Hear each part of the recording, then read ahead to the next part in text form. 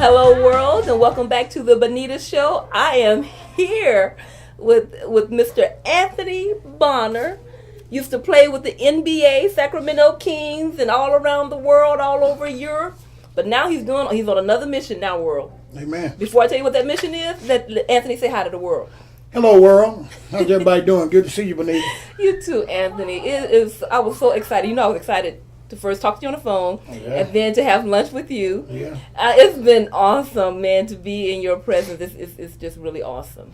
Well, I say likewise because you have such a bubbling, energetic personality that even over the telephone, it's like, man, I have to remove the receiver and then come back and go, hold up. So I've enjoyed it as well. Oh, thank you, Anthony. Man, I tell you. We're gonna talk real quick about your NBA playing days, because we know we got a whole nother mission to go to. We're on a whole nother mission, and let's touch real quick. You played with you were drafted in 1990 to the Sacramento Kings. Played with them for a while, about 6 years or so. Actually, 3 years. 3 years. Okay. I played 3 years in Sacramento with the Kings, and then I was blessed to go to the New York Knicks. Right, New York. Played 2 years, and then I played with the Orlando Magic. Yep. And then I was blessed to go to Europe and play 8 years and live in 5 different countries playing. I saw Greece and Italy. Greece, Italy, Turkey, Russia. Actually went to Argentina, which is in South America. And lastly, I played in Puerto Rico. Okay, man, you've had a long career doing that, and all over the world. I love Europe. That's one of my favorite places. I love Italy. Spent 3.5 years in Italy, so that's good stuff, man. Do you miss it? Part of me does, but not really the basketball part. I think it's the life part. You know what I mean? Because when you go over there, you're not like a tourist where you're there for a week or 2 weeks. You're there 10 months out of the year.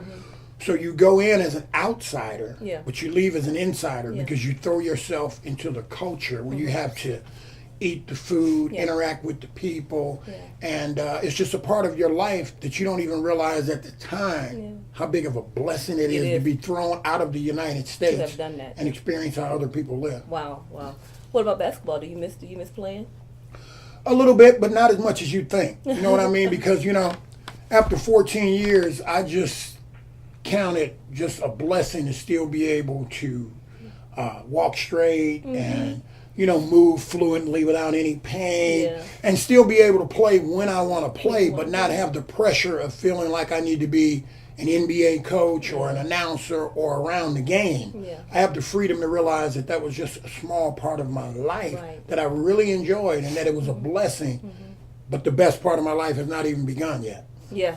Oh, that's good. Because we're going to talk about what you're on a mission for now. Amen. You're on a mission for God, going all over the world. I saw a video of you talking to some kids in Liberia. Okay. That's good stuff, man. And you were encouraging them, that if you don't make it to the NBA, you can coach, you can do some other things. Yeah, and I mean, it was incredible because, that was obviously my first time in Africa. Yeah. And it was very, very, it was a blessing, but it was also very disheartening to be in Liberia because you're talking about a post-war-ridden Liberia that was destroyed by one of their dictators and genocide almost committed, and right now the country's still in devastation trying to rebuild itself.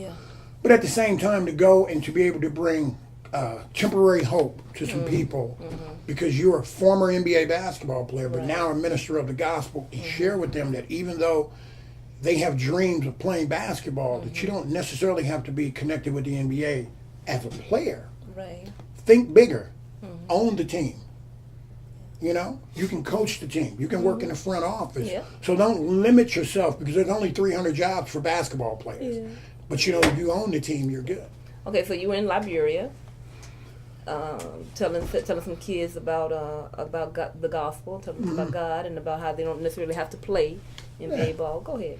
Yeah, and that they can own a team, because when you look at your options in the world, you can be really deflated and discouraged because when you're looking at extreme poverty, which we don't face in the United States, we have some issues here, but we don't really face extreme poverty. We don't even know what that looked like. But in Liberia, they face these issues. These are real issues. It's going to take a supernatural way to escape those conditions. And man is not going to help you do that. They're just not, because it's not beneficial to them. So you have to think way outside of the box, and you need to come with, have some people share that with you who've experienced it. And that's why we were there. Basketball just happened to be secondary to get them to come and hear the message. Wow. So I know they were excited. How long were you there? Most of our missionary trips last 10 days. So we were there 10 days. Okay. 10 days teaching about the gospel. Sharing the gospel and actually trying to be an example of the gospel, because, we talk and people hear preachers preach the gospel a lot. Yeah. You can go on any corner and hear the gospel being preached. But we're living in a time right now where we need to see the gospel demonstrated. The demonstration of the power of the gospel. Because you can come unto me if I'm hungry and talk to me how good God is all day long. But if it does nothing to meet the need of my hunger in my stomach, then you've profited me very little. Yeah. Wow. I know when we had lunch, you could just, your spirit is so profound. You can just feel it. And it's so awesome to meet a man who is just so in tune with God, and it's just allowing God to just take over your life. I mean, that's a blessing to meet someone like that. Where else have you gone other than Liberia? We went to Jerusalem last year in 2010. Oh, yeah. We were in Israel for 10 days again. Another awesome experience to walk in the Holy Land. Yeah. And to view it differently than being a tourist. Because you're seeing the tomb, you're walking on the streets that Jesus walked on, you're seeing the Sea of Galilee. We floated in the Dead Sea. We saw the Mount of Olives. We saw the mountain where Elijah called down fire, and many other things. But at the end of the day, it's like the most important thing you realize is, do I have a relationship? Do I really believe everything that I've read? And do I believe that I can have the things that I've been promised that I can have, more than just the artifacts, which have been tainted, because now it's more about tourism, people coming from all over the world just to see. Wow. Yeah. That is you're so articulate with describing it too. I've been to Israel. I spent 3 weeks in Israel one time. When was it? Somewhere, I think it was 97, 98. Okay. And the sky over there is just gorgeous. It is. It is just gorgeous. And I bring that up to people, and they kind of like, I don't know, I don't remember, but it's a completely different looking sky than what's over here. It is. And I don't know if it's because that's where our Father was born, where Jesus was born, or if it's because there's not any lights blocking out the sky, but the blue is just, it's immaculate, it's beautiful. I think it's part of both of it. That not only was Jesus born there, but also because it's his chosen place, and his protections around it. Because imagine that this little bitty country of less than a couple million people are surrounded by more or less 300 million enemies, which is Arabian countries and Islamic nations that have rockets pointed at it on a daily basis and shoot rockets into it, and it has yet to perish or be destroyed. That's good. Yeah, it's still there. They're not going anywhere. Wow. So the sky is going to be even bluer. Even bluer. That's true. And I never thought of it like that, but man, you bring it on home. And back to Liberia a little bit. We had talked about how poor some of the people are over there, but then there's another side to Africa, where the other side where people live like kings and queens. Yeah. And you were describing that to me. Tell our viewers a little bit about that. Well, it's like America. It's called being capitalist. They come from all over the world. I can't remember exactly who it was, but if I'm not mistaken, I believe it was the Russians who came into Liberia, and they were given the contracts to repave the roads and the highways. Some other nations had come in, and they were given contracts to rebuild maybe embassies.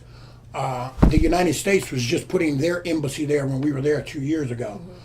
So you have people coming in or taking advantage of the business opportunities, which are plentiful in Liberia, and they receive a lot of funding from various sources to have people come in and encourage people to bring their businesses there to try and revitalize the economy. And there are people who live in fortresses, fortified houses, because there's a lot of crime and a lot of poverty, so people live in the middle of these desolate areas with high fences and barbed wires around them, with American cars in the driveway and palm trees. Yeah. And, they're living very well in a very, very, very challenging environment. Yeah, imagine that. Now, you mentioned to me when we had lunch, your mom is your road dog. That's her. That's her. That's her. So you take her to all your missionary trips. That's her.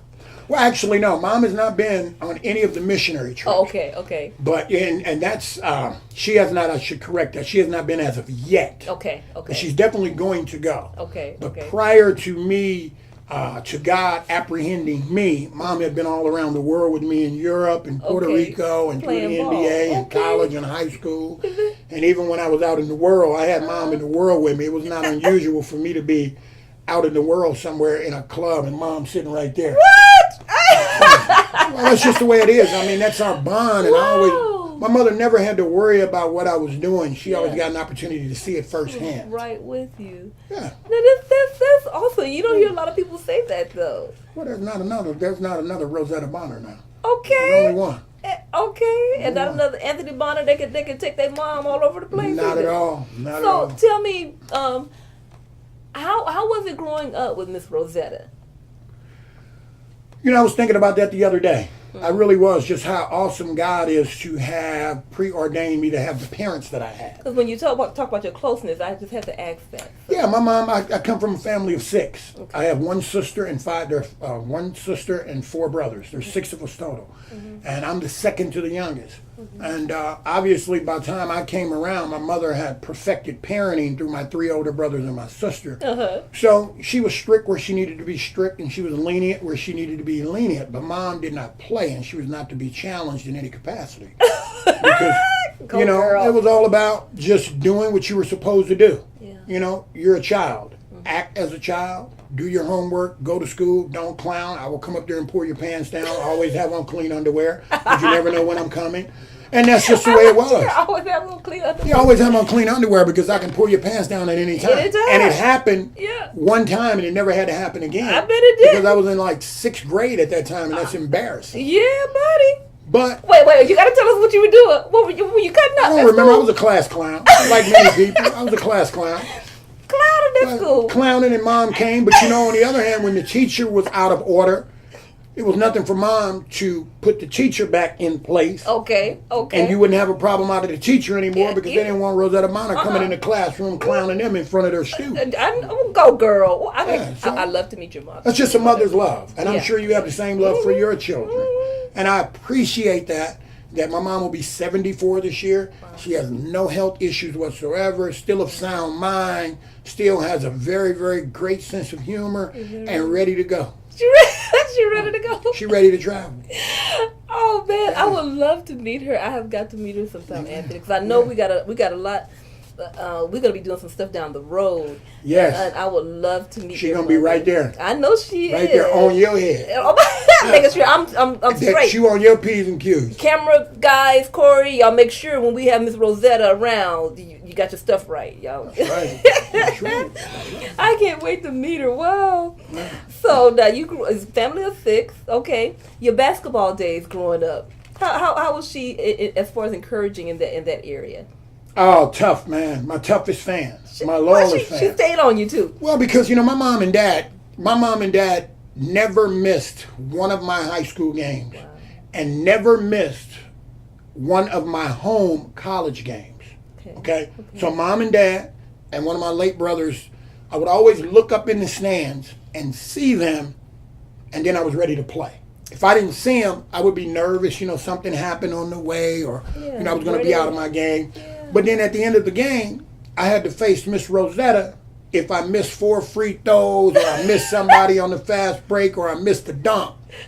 It was like even before she said hello and gave me a kiss, she had to let me have it. Yes, she is. Yeah, Mom was a basketball fan, and she still is to this day. Is that right? I mean, Mom was watching the NBA playoffs right now.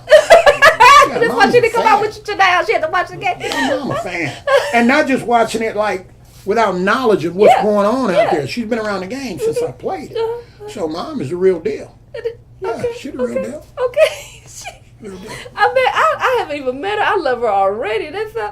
And I tell you, because I have a 16-year-old. He's been playing sports since he was 3. Okay. I don't miss too much with it. Now track, I hit and miss with track. He just started running track, but football, shoot, I run down the field. I was pregnant running down the field with him when we scored a touchdown. Mother's love. Only a mother's and he used to get, because I used to be right in his face, telling him when he messed up. I don't want to say, hey, nothing. You that messed up, familiar. dude. What's up with that? Hey, nothing. That sounds familiar. I know. So I'll be glad when my son watches this, so he'll know that I'm not the crazy lady. No, that it's normal. It's normal. That's what moms do. Yeah. But wow, she said, okay, so she was on your butt, and so when you came out of college and you got drafted, what was that like for your family, for your mom? And it was awesome. It kind of expected? No, it wasn't expected. I mean, I shared with one of my brothers in Christ, Brother Tyrone. We were talking about this the other day, just about how it just happened suddenly, that I didn't grow up like a lot of guys now wanting to be in NBA basketball. Really? Okay. It just kind of evolved and happened because that was God who preordained that. Yeah. That on the day of the draft, when it became reality, I didn't go to New York to the draft. I stayed at home with my mother, my father, my agent, and some close friends to watch it. So I remember that day like it was yesterday. It was great to see the joy on my mother and father's face to hear my name called that day. Wow. Yeah, it was amazing. What did she say? I had no words. I had no words because how can you explain something happening that's, the statistics say that you have a greater chance of being a brain surgeon than becoming a professional athlete. That's just how phenomenal it is. Okay. Yeah. I mean, just think about it. You have hundreds of thousands of millions of young men that play high school basketball. Yeah. From that pool, it drops down to maybe 200,000 that make it to college. Yeah. And then when you drop down out of the 200,000, you maybe have 100, 150 that make it to the next level. So no man can take credit for such odds, because if you could, you'd do it for all of your young men who play for you. That's true. Wow, that's good. Yeah. Okay, well, I'm trying to think. Is there any last words you want to tell our viewers about the Anthony Bonner? Well, just like everything else, don't look at the Anthony Bonner. I just want people to stay encouraged. We're living in a very difficult time, and it's very easy to get caught up into celebrityism and people in the world. Yeah. But, you have to base your life on what the Word of God says, which is basically that heaven and earth is going to pass away, and only the things of God is going to stand. Yeah. And our mission should be to be a blessing to other people. We have to become in order to be able to help other people, and not just in word, but actually in deed. Yeah. And that's a transformation, and it's a painful process, but it is a very rewarding process. And I guarantee you, if you submit to it, it'll be the greatest thing you've ever done in your life. Better than any NBA contract. I guarantee you. That is good. And I forgot to tell the world, you went to school here in St. Louis. Hometown boy, high school, college, everything. Yeah, I forgot. So we got a homeboy here. That's right. Yeah, and so. And I hate to let you go, but we're going to have to go because Corey gave me my 2 fingers. We have to roll on. But, man, this is good stuff. And this is just the beginning, Anthony. You know that. We know that. Yeah. We know this is just the beginning. We got some other things we're going to be doing later down the road as God direct our footsteps. That's right. And it's going to be some good stuff. So, Supernatural stuff. There you go. That's good. That's good. It's just the tip of the iceberg. That's right. Bye, world. Coming at you from the Benita Show, Anthony Bonner.